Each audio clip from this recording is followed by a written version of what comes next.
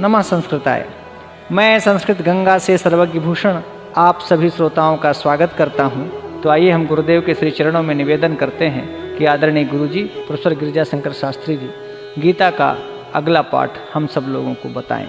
नमः संस्कृताय। पुनः अगले श्लोक में भगवान ने कहा कि तत्रैवं सति कर्तारं नात्मानं केवलं तु यः पश्यत्यकृत बुद्धित्वान् न स पश्यति दुर्मतिः। भगवान ने कहा कि अर्जुन तू माने परंतु किंतु एवं माने इस प्रकार, ऐसा सत्य माने होने पर भी, माने ये 5 कारण होने पर भी, यह माने जो पुरुष अकृत बुद्धित्वात्, अकृत बुद्धित्वात् का अर्थ है अशुद्ध बुद्धि होने के कारण। ये अशुद्ध बुद्धि कब होती है? जब सत्संग और शास्त्र के अभ्यास से तथा भगवत अर्थ कर्म और उपासना के करने से जब व्यक्ति करे, माने कोई भी व्यक्ति सत्संग और शास्त्र का अभ्यास करे और जो भी कर्म करे वह भगवत अर्थ करे, माने भगवान के निमित्त से करे, कोई भी उपासना करे वो भगवत प्रीत्यर्थ करे, तब व्यक्ति की जो बुद्धि है, मनुष्य की जो बुद्धि है वो शुद्ध बुद्धि हो जाती है। और इसके विपरीत जो भी साधन है उन साधनों से कार्य करे, माने भगवान के निमित्त कार्य न करे, सत्संग न करता हो, शास्त्र का अभ्यास न करता हो, उस इन सब के विपरीत यदि वह कोई कार्य करता है तो निश्चित ही उसकी बुद्धि अशुद्ध है। इसी को भगवान अकृत बुद्धित्वात् कह रहे हैं। अकृत बुद्धित्वात् माने अशुद्ध बुद्धि होने के कारण। तत्र उस विषय में केवलम माने केवल शुद्ध स्वरूप, विशुद्ध रूप वाले, आत्मानम माने आत्मा को, अपन को कर्तारम पश्यति करता देखता है, सह वह दुर्मति, वो दुर्मति है, और न पश्यति वस्तुतः वो नहीं देखता, वो सत्य नहीं देखता, यथार्थ भी नहीं देखता। वह कैसा है? तो भगवान ने कहा दुर्मति, दुर्मति है माने उसकी बुद्धि मलिन है, अज्ञानी है। अगर अमति ही कहते तो इसका अर्थ है कि उसकी बुद्धिहीन ये है, माने बुद्धिहीनता है, मंदता है अथवा अज्ञता है, तब यह अर्थ होता।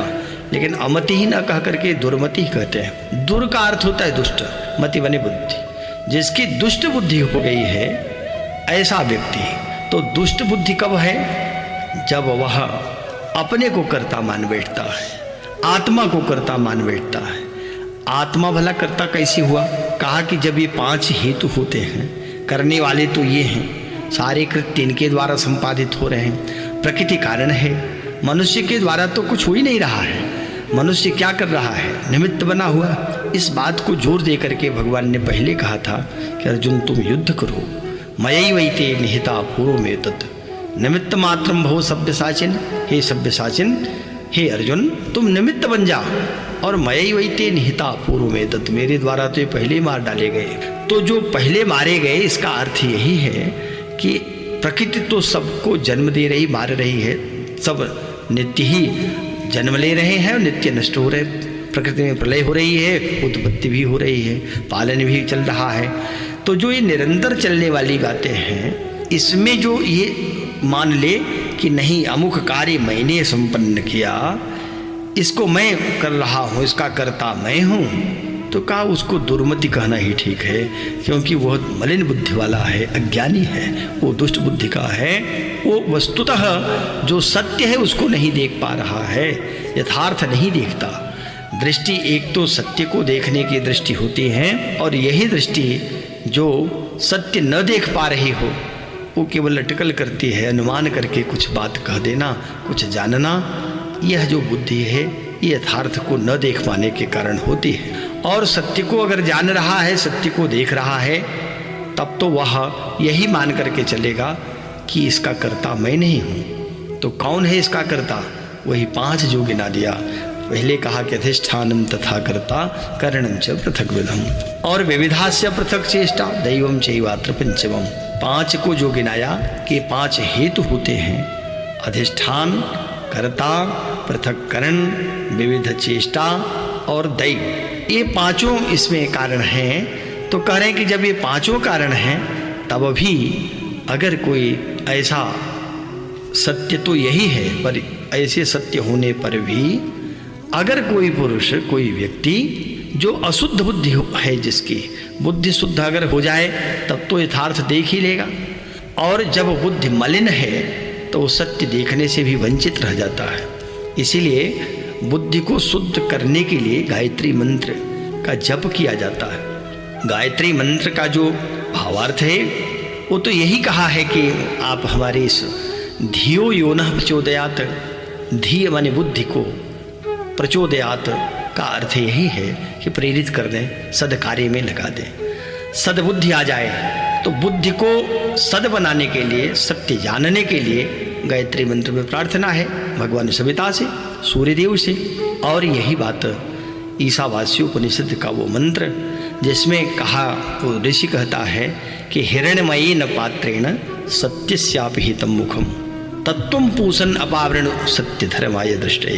कहा, हे पूषण, हे सूर्य देवता, हे पोषण करने वाले सूर्यदेव नारायण, सूर्य नारायण, हिरण्यमयेन पात्रेण, हिरण्यमय पात्र में, हिरण्य माने सोने का बना हुआ जो पात्र है, और इस स्वर्णिम पात्र में सत्यस्यापि हितं मुखम, सत्य का जो मुख है वो पिहित है, सत्य को ढक दिया गया है, बंद कर दिया गया है। स्वर्णिम पात्र में सत्य ढका हुआ है। तत्त्वम पूषण अपावृण, हे पूषण, हे सूर्यदेव, तत् माने उसको, तुम माने आप, अपावृण माने खोल दीजिए। किस लिए? सत्य धर्माय दृष्टये, सत्य धर्मा के लिए। सत्य धर्मा में उस जीवात्मा को अपने के लिए कह रहा है कि मुझ सत्य धर्मा के लिए यह जो ढक्कन बंद है इसको हटा दीजिए, इसको खोल दीजिए, ताकि मैं सत्य का साक्षात्कार कर सकूं। तो सत्य का साक्षात्कार करने के लिए ऐसी बुद्धि चाहिए जो निर्मल बुद्धि होगी। निर्मल बुद्धि कब होगी? जब सत्संग करेंगे, जब शास्त्रों का स्वाध्याय करेंगे, वेद को जानेंगे, वेदों का स्वाध्याय होगा, पठन होगा, गुरुमुख से पढ़ेंगे, गुरुओं के चरणों में बैठ करके कुछ सीखेंगे, तब धीरे धीरे करके बुद्धि शुद्ध होती चली जाएगी। और जब बुद्धि शुद्ध होगी, निर्मल होगी, तब तो सत्य का दर्शन होगा। लेकिन बुद्धि अगर मलिन है, बुद्धि अशुद्ध है, और कब अशुद्ध होगी? जब न तो सत्संग करते हैं, न शास्त्राध्ययन होता है, न वेदाध्ययन हो रहा है, और न ही गुरुजनों के पास बैठ करके कुछ सीखते हैं, बल्कि दुष्टों की संगति में हैं और शास्त्र आदि से विमुख हैं, और कहते हैं कि हमारी बुद्धि तो बहुत शुद्ध है, निर्मल है। ऐसी बुद्धि निर्मल कभी हो नहीं सकती।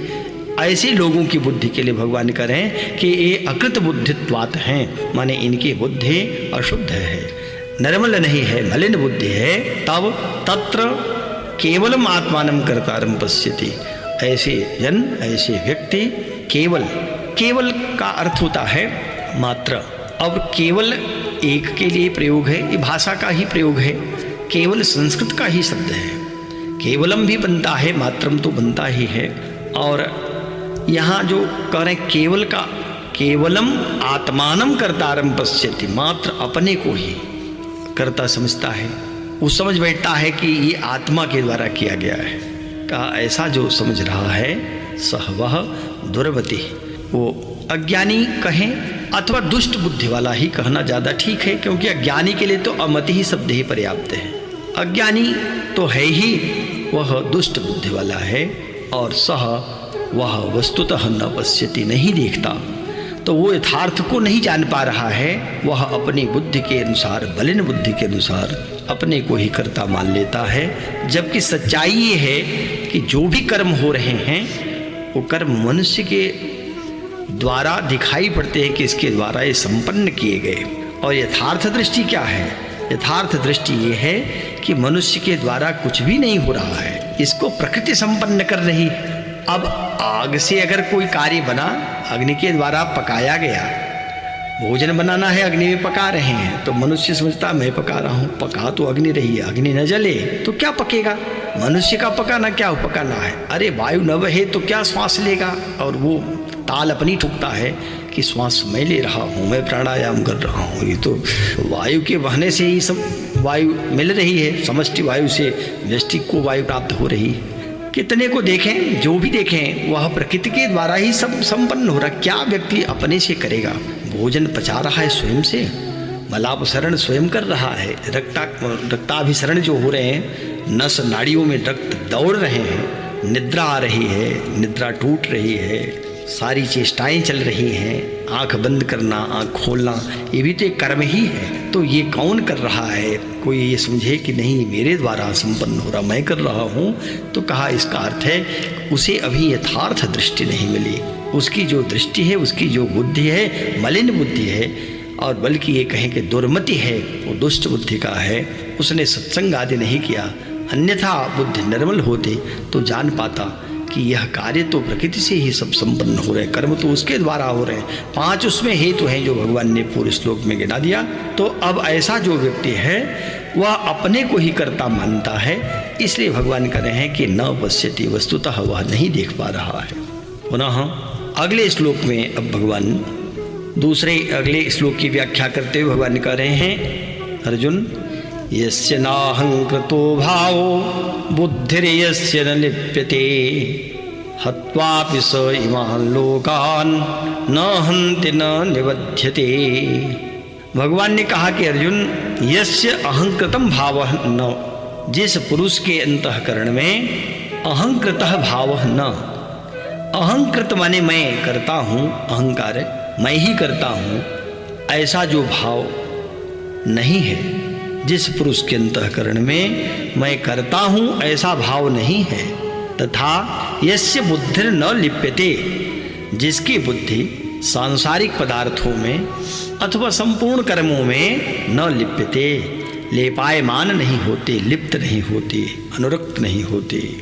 सह वह पुरुष, ईमान माने इन, लोकान माने सभी लोगों को, हत्वा मार करके, अपि माने भी वास्तव में, न हन्ति न निबध्यते, न तो मारता है और न पाप से बंधता है।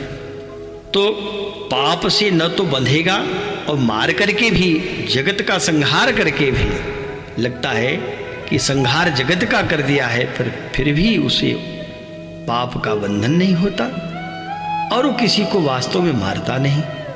तो ये कब? यस्य नाहंकृतो भावः, यस्य भावः अहंकृतः न, ये मेरे द्वारा नहीं किया गया है, माने इसका कर्ता मैं नहीं हूँ। केवल ये कह देने से मैं करता नहीं, किसी का वध कर दे वो कहे कि मैं करता नहीं हूँ, तो मारते समय तक तो उसके बुद्धि में है कि मैं मार रहा हूँ, तब तो कैसे ये कह सकता है कि मैं करता नहीं। तो इसका अभिप्राय ये है कि अहम तो ये प्रकृति से प्रकट हुआ है, प्रकृति का विकार है अहम, लेकिन एक अहम व्यक्ति का भी विकार है जिसको वो मैं करता है। तो ये दोनों जब मिल रहे हैं तो ऐसा जो भाव होता है तो व्यक्ति समझता है कि मैंने ही किया, मेरे द्वारा संपन्न हुआ। कह रहे हैं कि और अंतःकरण उसका कैसा है कि अहंकृत भाव नहीं है, बिल्कुल जो भी कार्य हुआ कहीं से उसे ये अहम ही नहीं हो रहा है कि मेरे द्वारा ये कुछ हुआ, कुछ नहीं, वो सब कुछ तो प्रकृति के द्वारा संपन्न है। तो जब ऐसा भाव आ गया कि मैं कुछ भी नहीं कर रहा हूँ, तो एक प्रकार से देखें तो यह जो कर्तृत्व का अभिमान है वो गायब हो गया, कर्तृत्वाभिमान रहा ही नहीं, कर्तृत्व का बोध ही नहीं रहा, कर्तृत्व शुद्ध हो गया। और बुद्धि यस्य न लिप्यते, यस्य बुद्धि न लिप्यते, जिसकी बुद्धि भी लेपायमान नहीं होती, यानी लिप्त नहीं होती। तो बुद्धि अगर लिप्त नहीं है तो इसका अर्थ है कि बुद्धि भी शुद्ध है, बुद्धि भी जानती है कि मेरे द्वारा कुछ भी नहीं हुआ। लेपायमान तो तब होगा जब कार्य करने के बाद व्यक्ति ये समझे कि मैंने किया, तो बुद्धि में बात बैठ जाती है कि मेरे द्वारा संपन्न हुआ, चाहे अच्छे कर्म हो चाहे बुरे कर्म हो। जब बुद्धि मानती है कि मेरे द्वारा ये कार्य संपन्न हुआ, तो बुद्धि में वह बात बिल्कुल जैसे रंग चढ़ जाए उसी प्रकार से उस कार्य का रंग चढ़ जाता है।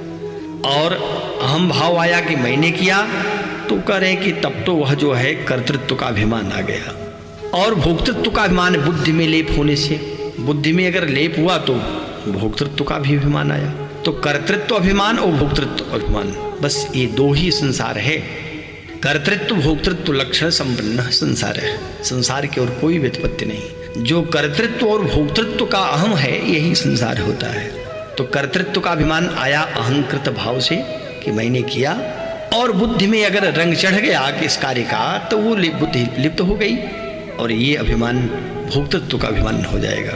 भगवान कह रहे हैं यस्य बुद्धिर न लिप्यते यस्य भावः अहंकृत न, जिसको अहंकृत भाव नहीं होता और जिसकी बुद्धि लिप्त नहीं होती, स इमान लोकान हत्वा, ये संपूर्ण लोगों का वध कर दे, लोग पूरा संहार कर दे, वह न हन्ति न निबध्यते, वो किसी को मारता नहीं और पाप से बद्ध भी नहीं होता। तो यमराज को देखें, नित्य प्रति वध तो हो ही रहा है प्राणियों का, यमराज वध कर रहे हैं। भगवान शंकर को देखिए तो सृष्टि का संहार ही कर दे रहे हैं, प्रलयंकर हैं। जब पूरी सृष्टि का संहार कर रहे हैं तो उनको पाप का भागी होना चाहिए, और पालन तो विष्णु कर रहे हैं, उनको भी बुद्धि में ये बात आनी चाहिए कि मेरे द्वारा पालन हो रहा है। और ब्रह्मा को देखें तो नित्य जगत की सृष्टि करते चले जा रहे हैं, तो उन्हें भी इस बात का अभिमान होना चाहिए। लेकिन नहीं, ब्रह्मा विष्णु महेश को किसी प्रकार न कर्तृत्व का अभिमान है, न भोक्तृत्व का अभिमान है। यमराज भी तत्वज्ञानी है, तत्वज्ञानी को वो इस प्रकार का कभी पाप नहीं लगता। अब आग से कोई जल गया, कोई हवा से मर गया, कोई पानी में डूब गया, तो ये आग का दोष है, पानी का दोष है, हवा का दोष है, किसका दोष है? ये दोष तो किसी का नहीं है, वो तो उसकी मृत्यु आ गई। तो जैसे अग्नि, वायु और जल के द्वारा प्रारब्धवश किसी प्राणी की हिंसा होती देखने में आती है, तो भी वास्तव में वो हिंसा नहीं है। वैसे ही जिस पुरुष का देह में अभिमान नहीं है और स्वार्थ रहित केवल संसार के हित के लिए ही जिसकी संपूर्ण क्रियाएं होती हैं, उस पुरुष के शरीर और इंद्रियों द्वारा यदि किसी प्राणी की हिंसा होती हुई लोक दृष्टि में देखी भी जाए, तो भी वह वास्तव में हिंसा नहीं है, क्योंकि आसक्ति, स्वार्थ और अहंकार के न होने से किसी प्राणी की हिंसा हो ही नहीं सकती, तथा बिना कर्तृत्व अभिमान से किया हुआ कर्म वास्तव में अकर्म ही है, इसीलिए वह पुरुष पाप से नहीं बंधता। ये बात कही गई। तो भगवान इस श्लोक में ये बात साफ बता देते हैं कि अर्जुन, अहंकृत भाव नहीं आना चाहिए और बुद्धि में लेप नहीं होना चाहिए, फिर तो संपूर्ण संसार का वध भी कर दे। यद्यपि वो वध नहीं कर सकता कभी किसी का, लेकिन यदि उसके द्वारा ऐसा हो भी जाए तब भी न हन्ति न निबध्यते, न तो किसी को मारता है और न निबध्यते मने पाप से बंधता भी नहीं है। कि ज्ञानम ज्ञेयम परिज्ञाता त्रिविधा कर्म चोदना, करणम कर्म करतेति त्रिविधः कर्म संग्रह। भगवान ने पूर्व श्लोक में जो कहा कि जो जिसमें अहंकृत भाव नहीं आता, जिसकी बुद्धि लिप्त नहीं होती, और ऐसा जो पुरुष है वह किसी का संपूर्ण संसार का भी वध कर दे, तब भी वो पाप का भागी नहीं बनता और न किसी को वस्तुतः मारता है। तो जब ये बात कही तो इसका अर्थ है कर्म तो वो कर रहा है। तो भगवान ने कहा कि हाँ हे अर्जुन, परिज्ञाता, परिज्ञाता माने ज्ञाता, और ज्ञाता कहते हैं जो जानने वाले का नाम ज्ञाता होता है। जो जानता है जीवात्मा, तो जानने वाले को ज्ञाता कहा, परिज्ञाता भी उसी को कहते हैं। परि उपसर्ग है तो परितः ज्ञायते, माने वो सभी ओर से जिस वस्तु को जान रहा हो, ठीक ठीक जिसे जाने उसी को ज्ञाता कहा। और ज्ञाता फिर कहा ज्ञानम, ज्ञान क्या है? तो जिसके द्वारा जाना जाए उसका नाम ज्ञान है, जो साधन होता है उसे ज्ञान कहते हैं। फिर कहा ज्ञेयम, ज्ञेयम माने जानने में आने वाली जो वस्तु है उसी का नाम ज्ञेय है। घट पदार्थ है, तो जानना चाहते ये क्या है, तो ये घट पदार्थ है, तो घट को जानना ये ज्ञेय हुआ, घट ज्ञेय हो गया। जाना जीवात्मा और जानने का जो साधन है बुद्धि आदि, ये ज्ञान है। तो कहा ज्ञानम ज्ञेयम परिज्ञाता, और त्रिविधा कर्म चोदना। ये जो त्रिविधा माने तीन प्रकार के हैं, ये तीनों कर्म चोदना माने कर्म के प्रेरक है। चुद प्रेरणे धातु है, तो इसका अर्थ हुआ कि प्रेरक, तो कर्म के प्रेरक हैं, अर्थात इन तीनों के संयोग से कर्म में प्रवृत्त होने की इच्छा उत्पन्न होती है। जब ये तीनों का संयोग होता है, ज्ञाता ज्ञान ज्ञेय, त्रिपुटी होती है तीनों की, एक से कभी भी कर्म करने की प्रवृत्ति नहीं आएगी। केवल जानने की इच्छा हुई ये क्या है, तो ये जानने की इच्छा किसको हुई? ज्ञाता को। अमुक वस्तु है क्या, ये ज्ञेय जाने, और जाना जो जानने का जो साधन है उसी को ज्ञान कहा। तो कहा ये तीनों का जब संयोग होता है तभी कर्म में प्रवृत्त होने की इच्छा बनती है। तब कर्ता करणम कर्म इति त्रिविधः कर्म संग्रह। कर्म के संग्रह हैं कौन? ये तीन। कौन कौन? कर्ता, करण और कर्म। कर्ता कर्म करण। तो कर्ता का अर्थ है कर्म करने वाले व्यक्ति का नाम कर्ता होता है। जो कर्म करता है, कर्म करे, वही है कर्ता। तो ठीक है कर्ता। और करण क्या है? तो कहा जिन साधनों से कर्म किया जाए उनका नाम करण होता है। साधक तमम करण और स्वतंत्र कर्ता, ये पाणिनि का ही सूत्र है। तो कर्म किसे कहेंगे? तो कहा कि करने का नाम जो क्रिया है, जो क्रिया संपन्न की जाती है वही कर्म है। तो जो कर्ता को अभीप्सितम होता है, अभीप्सित होता है, तो कर्तुरीप्सित तमम कर्म, कर्तुरीप्सित तमम कर्म। कर्ता को जो अभीप्सितम होता है वही कर्म है। तो कहा कि ये कर्ता, करण और कर्म इति त्रिविधः कर्म संग्रह। इति माने इस प्रकार, ये त्रिविधा माने तीनों कर्म संग्रह, कर्म के संग्रह हैं। अर्थात इन तीनों के संयोग से कर्म बनता है। तीनों का यदि संयोग न हो तो कर्म नहीं हो सकता। केवल कर्ता क्या करेगा? करेगा जो कुछ वही कर्म बन जाएगा। और तो करेगा तो किसी न किसी माध्यम से करेगा, किसी साधन से करेगा। जिस साधन से करेगा उसको करण कहेंगे। तो कर्ता, करण और कर्म, ये तीन प्रकार के कर्म संग्रह होते हैं। इन्हीं के संयोग से कर्म होता है। और जो ज्ञाता ज्ञान ज्ञेय कहा, ये कर्म चोदना माने कर्म के प्रेरक होते हैं। इन्हीं तीनों के संयोग से कर्म में प्रवृत्त होने की इच्छा उत्पन्न होती है। तीन तीन त्रिपुटी बना दिया भगवान ने। तीनों वस्तुतः एक ही हो जाएंगे, लेकिन व्यवहार में तो त्रिविध दिखाई पड़ते हैं। व्यवहार में कर्ता, करण और कर्म रहेगा। इसी प्रकार से तीन का संयोग ज्ञाता ज्ञान ज्ञेय का है। तो भगवान ने समझा दिया कि अर्जुन, ये जो ज्ञाता ज्ञान ज्ञेय है, ये तीनों त्रिविधा कह दिया। ये तीनों तो कर्म के ही प्रेरक हैं, क्योंकि इन्हीं तीनों के संयोग से कर्म में प्रवृत्त होने की इच्छा उत्पन्न होती है। और कर्ता, करण तथा कर्म, ये तीनों कर्म संग्रह, कर्म के संग्रह हैं। अर्थात इन तीनों के संयोग से कर्म बनता है।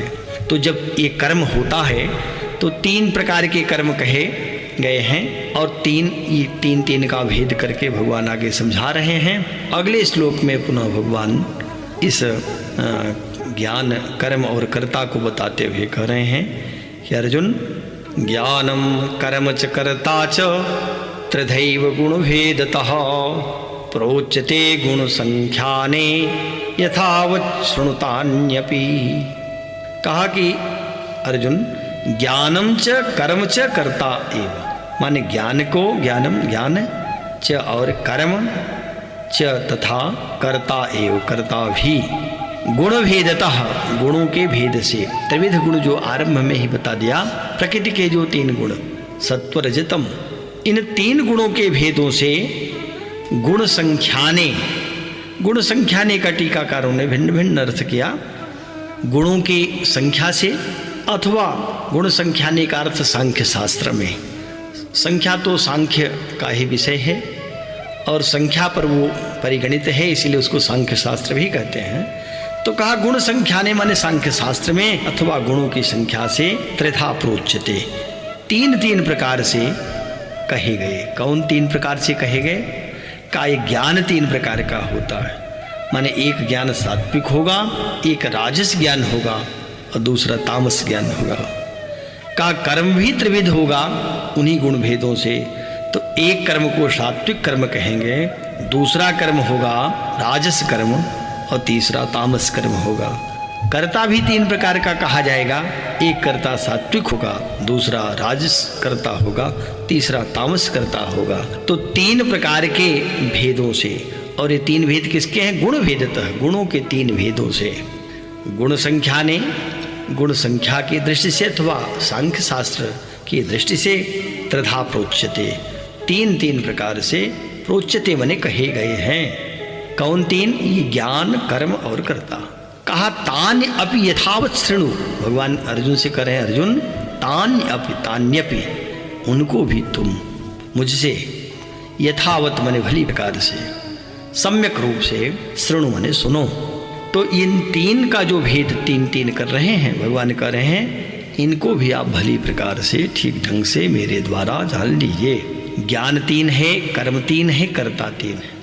ये तीन भेद क्यों किए गए? ये तो मूल में एक ही है, एक तो है, एक होते हुए भी तीन प्रकार से दिखाई पड़ते हैं, होते भी, इनकी व्यवस्थाएं भी तीन प्रकार से। तो कहा अच्छा ये तीन कौन? तो कहा वही गुण भेद से। गुण क्या है? सत्वरजतम। तो सत्वरजतम के अनुसार ज्ञान, कर्म और कर्ता तीन तीन भेद से हैं। तो तीनों को अब अलग अलग बताते हुए भगवान समझा रहे हैं कौन ज्ञान सात्विक होता है, फिर कौन राजस होगा, कौन तामस होगा। तो पहले ज्ञान की ही व्याख्या करते हुए भगवान ने अगले श्लोक में कहा सर्वभूतेषु येनैकं भावमव्ययमीक्षते अविभक्तं विभक्तेषु तज्ज्ञानं विद्धि सात्विकम्। भगवान ने कहा हे अर्जुन, येन माने जिस ज्ञान के द्वारा मनुष्य विभक्तेषु, विभक्त माने अलग अलग, भक्त बटा हुआ, विभक्त माने विशेष रूप से, भक्त माने बटा हुआ, माने अलग अलग, पृथक पृथक। सर्वभूतेषु संपूर्ण भूतों में, संपूर्ण प्राणियों में, एकम एक, अव्ययम, अव्यय माने जिसका व्यय कभी न होता हो, जिसका कभी खर्च न होता हो, जो अनंत हो, जो अविनाशी हो। भाव माने परमात्मा भाव को अविभक्तम विभाग रहित समभाव से, अविभक्त माने एक भाव या समभाव से विभाग रहित, ईक्षते माने देखता है, तत्ज्ञानम सात्विकम विद्धि, उस ज्ञान को तो सात्विक जानो। तो एक बात इसमें, एक ही बात कही, सात्विक कौन ज्ञान है? अब सभी भूतों में एक को देखना, उस एक अविनाशी को देखना। सालग्राम का पूजन यहाँ शंकराचार्य ने भी और शंकरानंद ने भी, मधुसूदन सरस्वती तो शंकराचार्य के अनुयायी ही हैं, वो भी कहते हैं, वो कहते हैं कि देखिए जो सालग्राम भगवान है, पूजन व्यक्ति करता है, आसक्ति बना लेता है, वो हमारे यही भगवान सर्वस्व हैं। ठीक ही है, सालग्राम तो सर्वस्व हैं, पर उस सालग्राम में ही अगर सर्वस्व है तो क्या यतो वा इमानि भूतानि जायन्ते, अथवा ये जो कहा कि शास्त्र योनित्वात्, अथवा ये कह दिया कि उसी ब्रह्म से सब प्रकट हो रहा है, तो कहा ये सालग्राम जो पृथक पृथक सब अपने इष्ट को मानकर पूजन करते हैं, चराचर जगत उनमें देखते हैं, तो क्या उनसे सृष्टि हुई? तो कहा कि ठीक है, इनमें आसक्ति इस रूप में भी नहीं होनी चाहिए। अब तब कैसे देखें? ये तो ये जड़ तामस ही है, जो ये देखना है वो तामस दृष्टि है, लेकिन सात्विक दृष्टि क्या है? जरा चलते फिरते वो भी देखें। जो मनुष्य, जो प्राणी, जो चलायमान हैं, जो दिखाई पड़ते हैं, इन सब में यद्यपि ये पृथक पृथक दिखाई दे रहे हैं, अलग अलग दिखाई दे रहे हैं, जैसे अनेक घड़े दिखाई पड़ते हों, तो घट तो अनेक दिखाई पड़ रहे हैं, लेकिन उन घट में एक वस्तु देखिए, क्या मिट्टी के हजारों घड़े पड़े हैं, तो मिट्टी के जो हजारों घट हैं, उन घटों में एक दृष्टि मिट्टी की दृष्टि होनी चाहिए। मृत्तिके सत्यम, इसमें मिट्टी ही सत्य है। वो फूटा कुंभ, घड़ा जहाँ फूटेगा फिर मिट्टी तो बन जाएगा। घट का जो जल है, फूटा कुंभ जल जल ही समाना, वो जल जल हो जाएगा। तो ज्ञानियों की दृष्टि में जो अलग अलग दिखाई भी पड़ रहा है, उसमें एक अविनाशी, एक अव्यक्त उस परमात्मा को, एक उस अव्यय को देखिए। तो चराचर जो जीव हैं, उन जीवों में भले पृथक पृथक घट रूप में दिखाई पड़ते हों, पर सब में अविभक्तम विभक्तेषु, विभक्तेषु सर्वभूतेषु एकम अव्ययम, जो अलग अलग संपूर्ण प्राणियों में, यस्तु सर्वाणि भूतानि एकत्वम अनुपश्यत, जो संपूर्ण प्राणियों में एकत्व देखे, एक को देखे। जब एक देखेगा तत्र कह मोह कह शोक, अब न मोह रहेगा न शोक रहेगा। इसलिए एकत्व दृष्टि कैसी हो सकती है, कैसे आएगी? तो कहा कि यही दृष्टि जो है, यही ज्ञान होना, यह ज्ञान कैसा है? तत् ज्ञानम सात्विकम विद्धि, इसी ज्ञान को सात्विक जाने। जब तक पृथक पृथक दिखाई देने वाले ये जीवात्मा, उसमें ईश्वर जनित बुद्धि नहीं हो रही है, ईश्वर की दृष्टि नहीं आ रही है, ऐसा भाव नहीं दिखाई दे रहा है, तब तक जो दृष्टि हो रही है वो ज्ञान अधूरा ज्ञान है। तो जब ये दृष्टि आ जाए कि यह ईश्वर सर्वत्र सब में हर घट में अपना प्रकाश फैला रहा है, दे रहा है, तब तो वह ज्ञानमयी दृष्टि हुई। दृष्टिम ज्ञानमयीम कृत्वा, तो जब दृष्टि ज्ञानमयी होती है तो क्या करेगा? पश्चेत ब्रह्ममयम जगत, इस जगत को तब ब्रह्ममय देख लेगा कि जगत ही ब्रह्ममय है, जगत में उससे भिन्न और कुछ नहीं है। अब अगर वह ब्रह्म अनंत है तो उस अनंत ब्रह्म में जो ये उसका जगत है, क्या ये उससे कम है? वो जगत भी तो उतना ही है। अगर किंचित न्यूनता कहते हैं तो वह भी तो अनिर्वचनीय ही है। इसीलिए कुछ जो थोड़ी कमी दिखाई पड़ती है या ऐसा शास्त्र कहता हो तो इसका अर्थ है तब भी जगत अनिर्वचनीय हुआ। इसका अर्थ है कि पृथक पृथक सब भूतों में एक अविनाशी परमात्मा भाव को जो समभाव से अविभक्त माने विभाग रहित ईक्षते देखता है, तत्ज्ञानम सात्विकम विद्धि, उस ज्ञान को हे अर्जुन उसे तुम सात्विक जानो। एन जो पहले कहा, एन का अर्थ है ये नैकम, एन का अर्थ है जिस ज्ञान के द्वारा, ज्ञान से ही तो जाना जाएगा। तो जिस ज्ञान से प्राणी क्या मनुष्य कहें, क्योंकि मनुष्य ही बोध कर सकता है, तो जिस ज्ञान से मनुष्य अलग अलग प्राणियों में उस एक परमात्मा तत्व को अविभक्त रूप से समभाव से देखता है, निश्चित ही उस ज्ञान को सात्विक जानना चाहिए। पुनः अब ज्ञान का जो भेद भगवान समझा रहे हैं, तो पहले तो सात्विक ज्ञान को बता दिया, तो फिर राजस ज्ञान या तामस ज्ञान क्या होता है।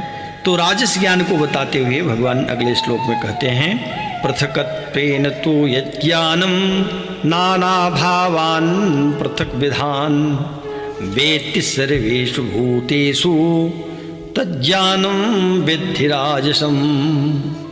भगवान ने कहा तज्ज्ञानम राजसम विद्धि, उस ज्ञान को राजस जानो। तो वह ज्ञान कैसा है? कहा तू माने और, यत ज्ञानम जो ज्ञान, अर्थात जिस ज्ञान के द्वारा मनुष्य सर्वेषु भूतेषु संपूर्ण भूतों में, संपूर्ण प्राणियों में पृथक विधान माने भिन्न भिन्न प्रकार के, नाना भावान अनेक भावों को, पृथकत्वेन माने अलग अलग करके, पृथक पृथक करके, वेत्ति माने जानता है, तत्ज्ञानम राजसम विद्धि, उस ज्ञान को राजस जानना चाहिए। भाव ये है कि ज्ञान तो वही था जिस ज्ञान के द्वारा संपूर्ण प्राणियों में एकमात्र ईश्वर ही व्याप्त है, ऐसी दृष्टि आ गई। जब ये दृष्टि आई, जब ये बोध हुआ, तब वो ज्ञान सात्विक हो गया। लेकिन जब ज्ञान तो फिर हुआ, जिस व्यक्ति को ये ज्ञान हो रहा हो कि संपूर्ण प्राणियों में, संपूर्ण भूतों में अलग अलग प्रकार के अनेक भावों को वो पृथक करके, अलग अलग करके जान रहा है। माने ठीक है, प्राणियों में है तो ईश्वर, लेकिन वो देख रहा है कि किसी में ईश्वर बड़ा है, किसी में छोटा है, प्रकाश किसी में अधिक है, किसी में कम है, यह भी ज्ञान होता है। और ठीक है, किसी प्राणी को देख करके, हाथी को देखा तो प्रणाम कर लिया, सिर झुक गया, चींटी को देख करके सिर नहीं झुक रहा है, तो उसको ये लगता है कि ठीक है चींटी में परमात्मा होगा, लेकिन वह बहुत छोटा परमात्मा है, हाथी में बड़ा परमात्मा होगा। ज्ञान तो यह भी है कि परमात्मा का ही ज्ञान हो रहा है, लेकिन पृथक पृथक ज्ञान जो हो रहा है, पृथक पृथक भाव जो आ रहे हैं, इस ज्ञान को भगवान कह रहे हैं कि इसको राजस जानना चाहिए। क्यों राजस ज्ञान क्यों हुआ?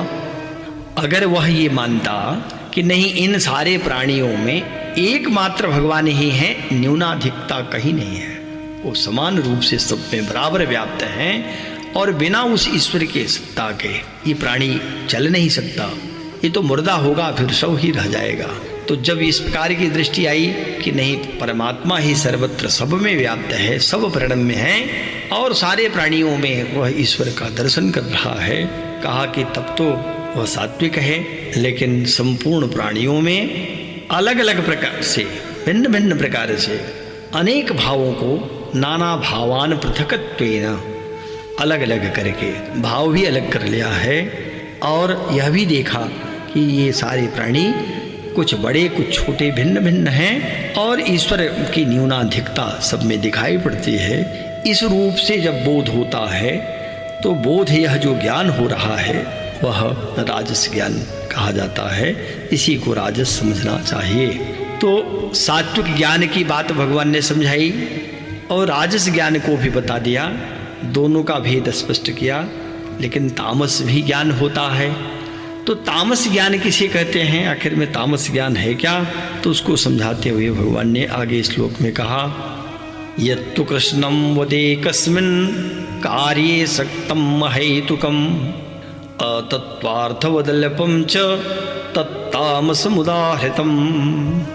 भगवान ने कहा कि तू और यत माने जो ज्ञान एकस्मिन् कार्ये एक कार्य रूप शरीर में ही कृष्णवत माने संपूर्णता के सदृश सक्तम माने आसक्त है। जो ज्ञान एक कार्य रूप शरीर में ही संपूर्णता के सदृश आसक्त है, च तथा जो अहेतुकम बिना युक्ति वाला, अतत्वार्थवत माने तत्व अर्थ से रहित है, और अल्पम अल्पम माने तुच्छ है, स्वल्प है, थोड़ा है। तत् तामसम उदाहृतम, वह ज्ञान तामस कहा गया है।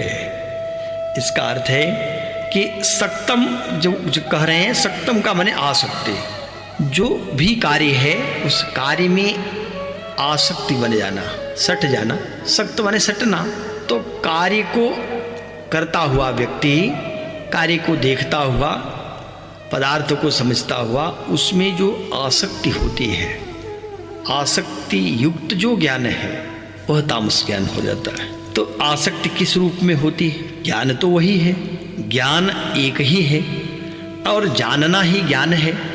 बुद्धि के द्वारा जाना जाता है, तो बुद्धि जो समझती है, जिस ज्ञान को देख तो समझती है, बोध करती है, वो कहा एकस्मिन् कार्ये, एक ही कार्य में।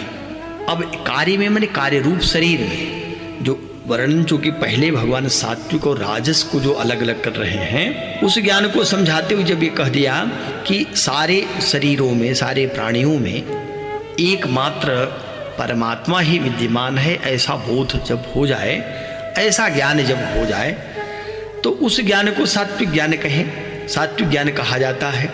और अगर सारे प्राणियों में न्यूनाधिकता देखी जाए, बोध तो हो रहा है, इस प्राणी को भी चलाने में समर्थ तो परमात्मा है, परमात्मा की कृपा दृष्टि से ये चल रहा है, बोध तो परमात्मा का हो रहा है, पर पृथक पृथक अलग अलग हो रहा है, अलग अलग भाव भी आ रहे हैं, तो कहा वो तो राजस है।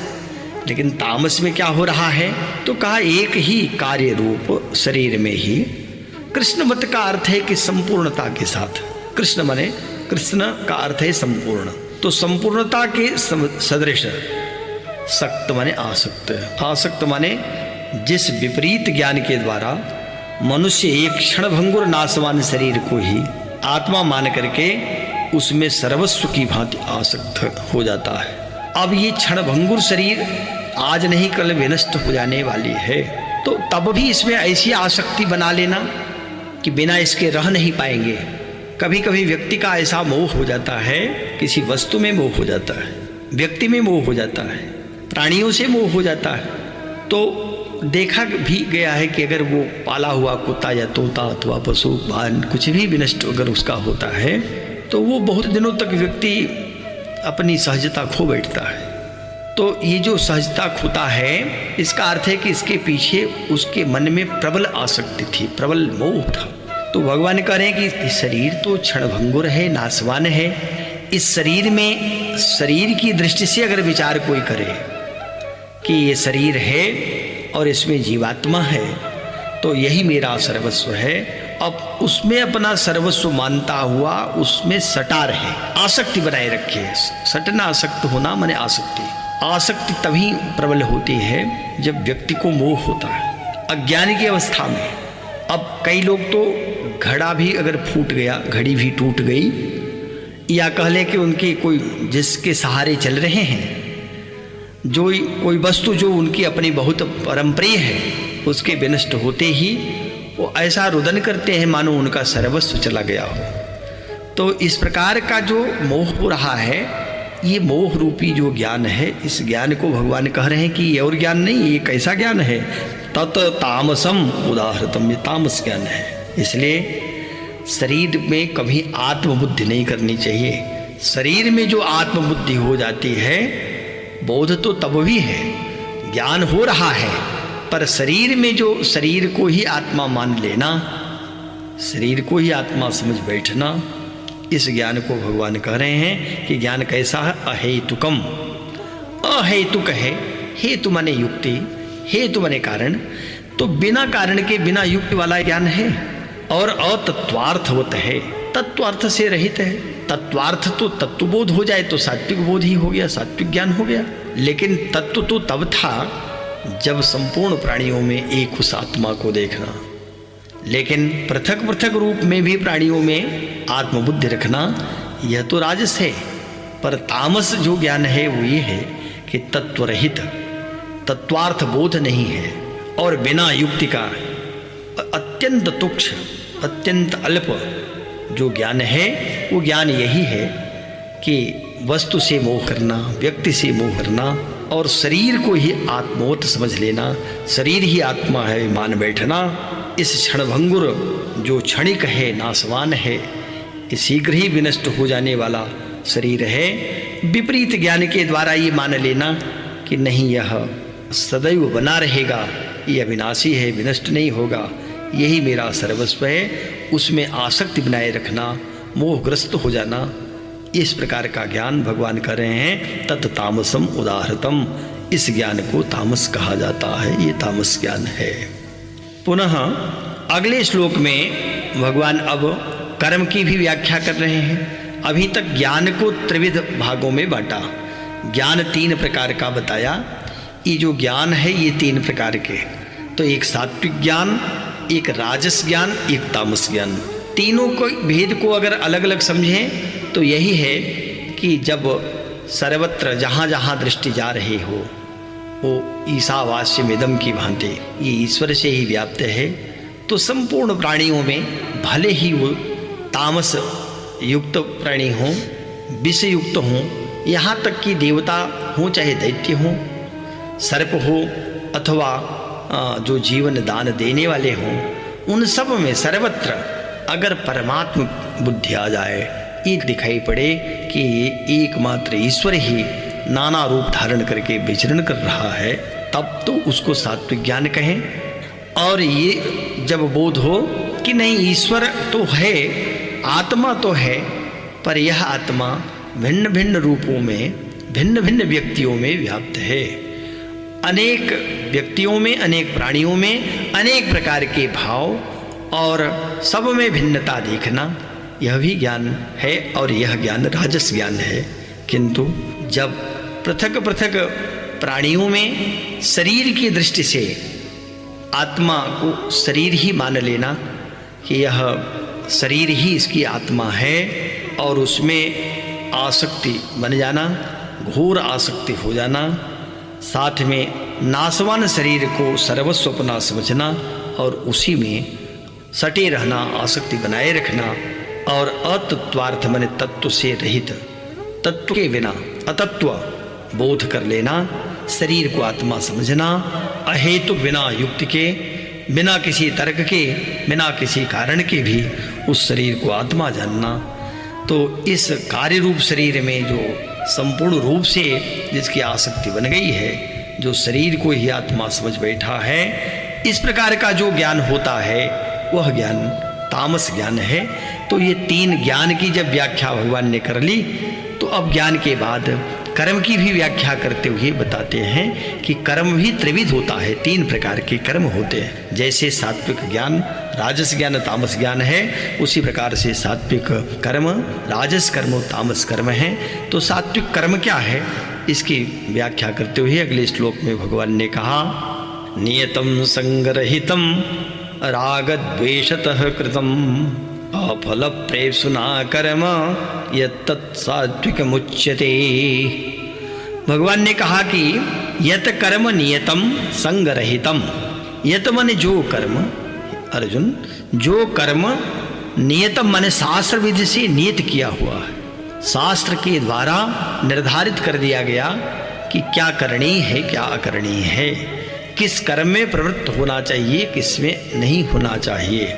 जो काव्य आदि शास्त्र हैं, काव्य शास्त्र वो भी बता देते हैं। रामायण इतिहास ग्रंथ या महाभारत पढ़ने से ये बोध हो जाता है, निष्कर्ष के रूप में व्यक्ति यही कहता है कि रामावत प्रवर्तितव्यम न रावणादिवत, अर्थात राम की तरह कार्य करनी चाहिए, रावण की तरह नहीं। और इसी प्रकार महाभारत के पढ़ने के बाद भी ये बोध होता है कि युधिष्ठिरादिवत प्रवर्तितव्यम न दुर्योधनादिवत, युधिष्ठिर आदि की तरह कार्य करना चाहिए, दुर्योधन आदि की तरह नहीं। तो जो नियत कर्म है, माने शास्त्रविद से नियत किया हुआ कर्म है, उस कर्म में कहा कि संग रहितम, संग रहित माने कर्तापन के अभिमान से रहित, आसक्त रहित, अफल प्रेप्सुना, फल को न चाहने वाले पुरुषों द्वारा, अरागत द्वेषतः, बिना रागत द्वेष से कृतम मन किया जाता है, तत् सात्विकम उच्यते, उस कर्म को सात्विक कर्म कहा जाता है। तो सात्विक कर्म क्या हुआ कि बिना रागत द्वेष के, राग अगर है तो द्वेष स्वतः आ जाता है, लेकिन न राग होना चाहिए न द्वेष होना चाहिए। राग तब होता है जब जिस कार्य के द्वारा अपने मन को प्रसन्नता होती है, जो मन के अनुरूप होता है, जिससे सुख मिलता है, उसमें राग बढ़ता जाता है। और जिस कार्य से अपनी अप्रसन्नता हो, जिसको देखना भी व्यक्ति पसंद नहीं करता, उससे द्वेष होता है। तो द्वित द्वेष जो है वो शत्रु में, विशेष करके ऐसे पदार्थों को देख लेने पर कभी कभी मन में ग्लानि, मन में अप्रसन्नता होती है, तो का ये राग द्वेष है। न राग होना चाहिए न द्वेष, राग द्वेष रहित होता हुआ। अफल प्रेप्सुना माने फल की प्राप्ति भी नहीं होनी चाहिए। अगर ये चाहे कि फल हमको मिलेगा तो अच्छे अच्छे कर्म करेंगे, अच्छे फल प्राप्त होंगे, ये भी नहीं होना चाहिए। माने अफल प्रेप्सुना, प्रेप्सुना माने चाहना, तो फल को न चाहने वाले पुरुषों के द्वारा, व्यक्तियों के द्वारा। और कैसा हो, संग रहितम, संग रहित, आसक्त रहित, किसी में आसक्त नहीं। भगवान का मूर्ति का पूजन करना है तो मूर्ति के पूजन से इतना आसक्ति भी नहीं होनी चाहिए। संध्या वंदन ठीक है, अच्छा है, करना चाहिए, लेकिन आसक्ति भी नहीं। कभी देर हो गई, कभी छूट गया किसी कारणवश, तो ऐसी आसक्ति भी नहीं रहनी चाहिए कि उसके बिना रह नहीं पाएंगे। कह रहे हैं इसीलिए संग रहितम, कर्तापन का जो अभिमान है उस अभिमान से रहित। और कैसा कर्म, जो नियतम मन शास्त्र विधि से नियत किया हुआ कर्म है, तो उस कर्म को, जो फल की इच्छा रहित कर्म है, जो राग द्वेष रहित है, और जो शास्त्र विधि से नियत किए हुए कर्म को, माने जो करणीय कर्म है उस कर्मों को, तथा संग रहितम, जो कर्तापन के अभिमान से रहित कर्म है, इस प्रकार के कर्म को संज्ञा भगवान ने दिया, कहा तत् सात्विकम उच्यते, वही कर्म सात्विक कहा जाता है, यही कर्म सात्विक है। तो आज का पाठ यहीं पर समाप्त होता है। अगले पाठ के साथ, गीता के अगले अध्याय के साथ गुरुजी फिर उपस्थित होंगे। तब तक के लिए नमः संस्कृताय।